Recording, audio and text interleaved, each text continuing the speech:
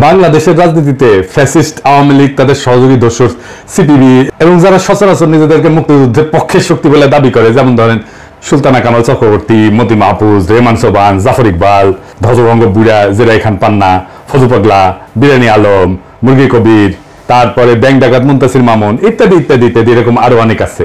এদের চেতনা ব্যবসার একটা মূল উপাদান বা বয়ান হইতেছে 1971 সালে পাকিস্তানি আর্মি 9 মাসে, মানে মার্চ থেকে ডিসেম্বর পর্যন্ত বাংলাদেশে একটা জেনোসাইড বা গণহত্যা করেছে এবং সেই জেনোসাইডে 30 লক্ষ মানুষ শহীদ হয়েছে।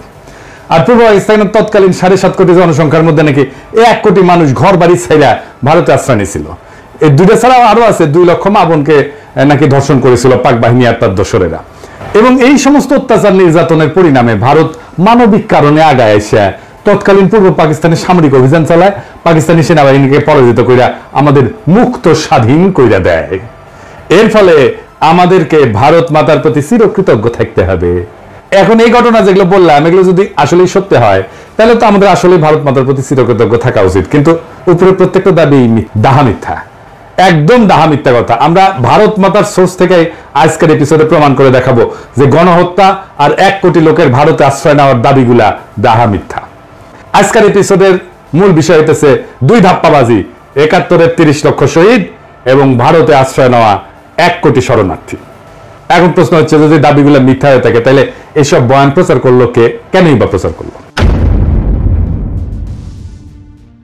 তখনকার আন্তর্জাতিক মিডিয়ার সাংবাদিকরা ভারতের দিল্লি আর কলকাতাতে অবস্থান করে ঘটনাগুলো কভার করতো।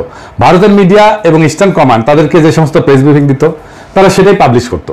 ভারত মাতার মিডিয়া যে কি মাল সেটা তো আমরা আজকে হারে হারে টের পাইতেছি, তাই না? ফ্যাসিস্ট খুনি হাসিনা পতনের পর থেকে তারা এমন কোন আজগুবি অতিরঞ্জিত খবর নাই যেটা বাংলাদেশের বিরুদ্ধে অপপ্রচারের অংশ হিসেবে পাবলিশ করেন। তো এই কাজে ভারতের লক্ষ্য কি ছিল?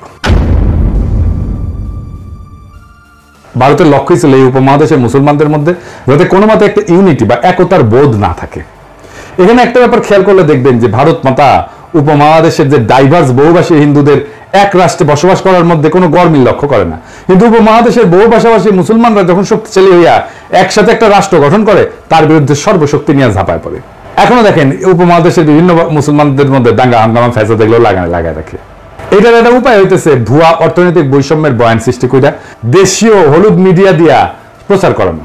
বাংলাদেশি মুসলমানদের পাকিস্তানি মুসলমানদের ঘৃণা করতে শেখানো, পাঞ্জাবি মুসলমানদের ঘৃণা করতে শেখানো, বেলুচ মুসলমানদের ঘৃণা করতে শেখানো, এমনকি তাদের ভাষা উর্দুকে ঘৃণা করতে শেখানো। এখনো দেখবেন যে বিপদগ্রস্ত জাতি যারা একটা গণহত্যা থেকে পালায় বেঁচে বাংলাদেশে আশ্রয় নিছে, সেই রোহিঙ্গা জনগোষ্ঠী, রোহিঙ্গা মুসলমানদের বিরুদ্ধে ঘৃণা ছড়ানি, এটা চেতনাজীবীদের একটা অন্যতম প্রধান কাজ। আমরা আগের এপিসোডগুলোতে এসব নিয়ে বিস্তারিত আলোচনা করছি। আর একটা গুরুত্বপূর্ণ প্রোপাগান্ডার কৌশল ছিল আজগুবি কাল্পনিক একটা অত্যন্ত অতিরঞ্জিত অবাস্তব নিহতের সংখ্যা ছড়ানো, যাতে মুসলমানদের মধ্যে চির দুশ্মনী আর ঘৃণা বজায় থাকে, মুসলমানরা যেন একে অপরকে ঘৃণা করে। বাস্তবে ভারতের এই কৌশল কাজও করেছে। আপনারা লক্ষ্য করলে দেখবেন 1971-এর চেতনাজীবীদের মতো ইসলামোফোব, ইসলাম বিদ্বেষী খুব বিরল দুনিয়াতে। যতগুলো ইসলামোফোব আছে সব কয়টা শতকরা 100% ভারতের 5 দালাল এবং আওয়ামী লীগের 71-এর চেতনাজীবী। এরা সবসময় 30 লক্ষের জেনোসাইড, 1 কোটি শরণার্থী এইসব ব্যাপারে বয়ান টেনে না পরিবেশ ঘোলা করে সময় অসময়। আওয়ামী লীগের বাইসে থাকার অক্সিজেন হইতেছে এই বয়ানগুলা। এই বয়ানগুলা দেশের মানুষের মন থেকে জয় বাংলা হয়ে গেলে আওয়ামী লীগও মানুষের মন থেকে কর্পূরের মতো উড়ে যাবে। আজকে এই 2টা বয়ানকে চিরতরে জয় বাংলা করে দেওয়া হবে ইনশাআল্লাহ।